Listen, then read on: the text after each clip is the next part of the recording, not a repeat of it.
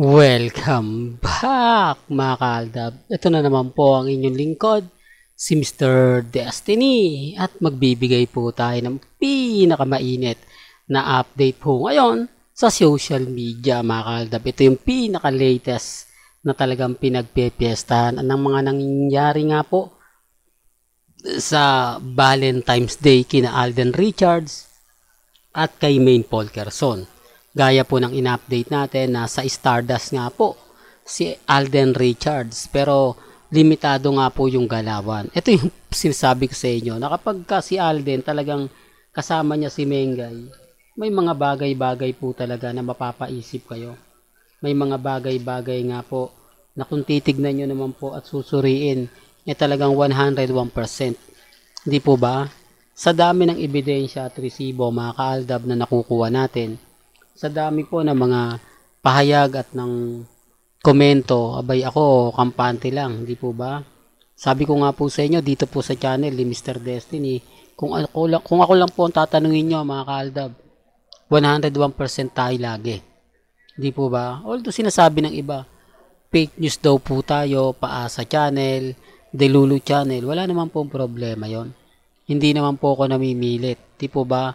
At dito naman sa channel ni Mr. Destiny, nagbibigay lang naman ako ng mga kaganapang kila Mengay, kina Alden, di po ba? Yung sasabihin nila, ito yung post ni Mengay sa Instagram, di po. Hindi po totoo yun. Alam nyo kung bakit? Mamaya yun ang pag-uusapan po natin yan. Ang dami kasi nilang sinasabi na hindi naman daw pumunta ng South Korea si Alden Richards. So sa Japan, nandito lang daw po yan sa Pilipinas. Kung pumunta po siya ng Stardust, gaya po ng live sa Facebook, sa live sa Stardust Resto Bar sa Makati, magkakaroon tayo ng update. Gaya po ng video na pinakita ko sa inyo. Gaya po ng video na napanood ninyo. Ganyan tayo ka-updated. Kumbaga hinahanap natin yung mga taong pumunta sa araw na yon. Kumbaga naandun mismo sa araw na sinasabi nilang nandun ang pamilya Polkerson. Pero wala tayo nakakuhang update. Sabi ko nga po sa inyo, relax lang. Hindi po ba? Kampante lang. Sa ngayon mga kaaldab, masaya po ako. Sa ngayon, kumbaga ramdam natin yung presensya nila. Ramdam natin ang buong istorya. Kaya nga po kapag ako nagbibigay ng ganap, nagbibigay ng update, binabasag nila tayo. Bakit? Kasi nabibisto sila eh. Di po ba? Na oo nga wala namang post si Mengay sa Instagram pero bakit may post daw na nakalagay doon, main post Instagram. Pero nung titignan mo yung Instagram, wala. Oh, sino nga po ba yung fake news? Oh, ako nga po pag nagpo-post si Alden, napakadali ko lang mag-edit tapos ilalagay ko yung post ni Alden dati, papalitan ko lang tapos ilalagay ko sa South Korea.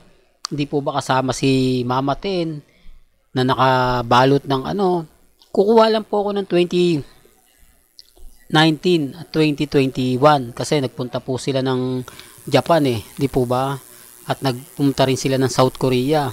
Para lang klaro, para lang po sa kaalaman ng lahat. Yun ang gagawin ko. Di po ba? Ang problema lang po mga kaaldab, affected sila. Inis sila sa akin. Ebidensya at resibo, yung mga pinapakita natin, di po ba? Sabi ko nga po sa inyo, kampante lang po kayo. Maging matatag, di po ba? Sa dami ng mga sinasabi nila, sa dami ng mga komento nila, talagang mapapaisip po talaga kayo. Sinasabi ko lang po ito mga kaaldab para lang po klaro. Para lang po sa mga taong bumibisita at dumadaan sa channel ko. Alam nyo naman po na kayang-kaya natin gawin yung ginagawa nila. Kayang-kaya natin kumbaga e-edit yung mga bagay-bagay po na mapapaisip po kayo. Di po ba? Kaya sabi ko sa inyo, relax lang, kampante lang. Real talk mga kaaldab. Kailan nga po ba dumating si Alden Richards dito sa Pilipinas? Yan po ang pag-uusapan natin dito po sa isang photos. Ito po, pinagpepiestahan to. Ang daming galit na galit sa akin. Ayan, post ni Mengay sa Instagram. Common sense na lang po. Dito po nakalagay yung promotion na Ramon's Turns Go sa February 13, 2024, Makati Sports Club. Bakit pinost to ng February 14? Bakit kumala to ng February 14? Gayong si Mengay po, kararating lang at nagpunta nga po sa 8 Bulaga. Ibig sabihin nung tong February 30 na to, late na to.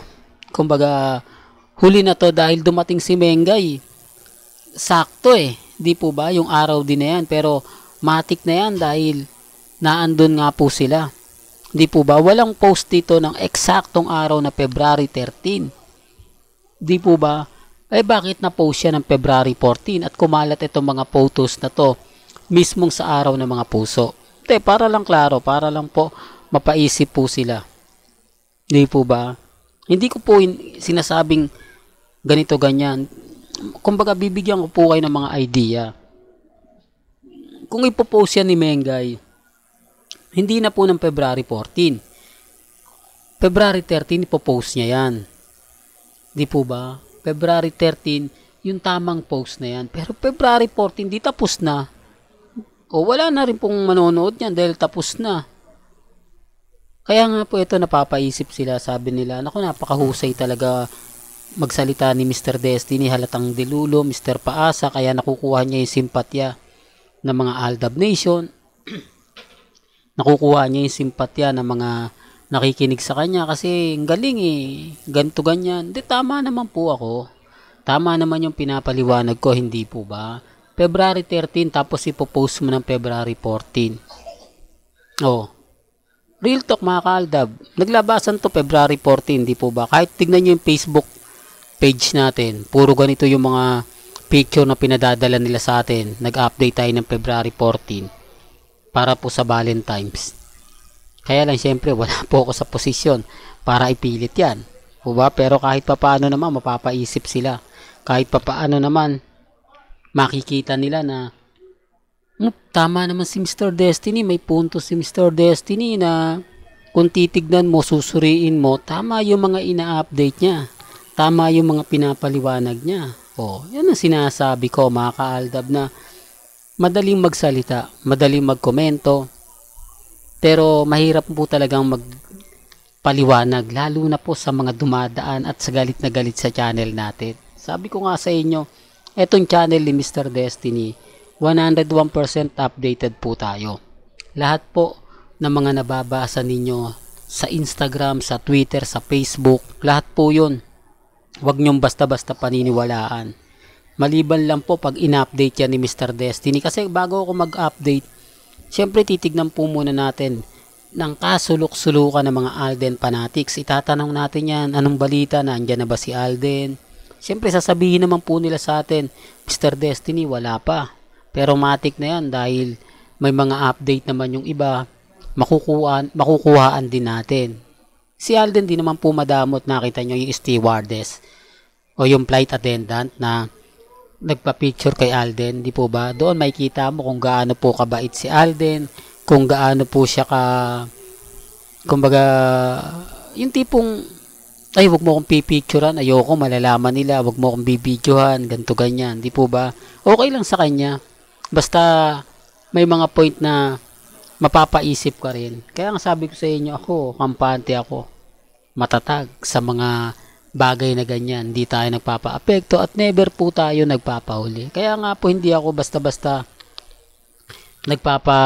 ganto ganyan, etc. Hindi po. Ang sa akin lang po, kung ano lang po yung latest, kung ano lang po yung trending, doon lang po ako. Sa mga ayaw pong maniwala, sa mga nagsasabi na hindi, fake news ka, wala pong problema. Hindi po ako namimilit. Ang importante lang naman po sa akin, may mga bagay-bagay po na kayo po bahala mag-react, kayo po bahala magkomento. Hindi po ba? Basta kung ano po yung nasa loobin ninyo, comment nyo lang po yan. Kumbaga, titignan natin yan. At syempre, i-update din natin yan.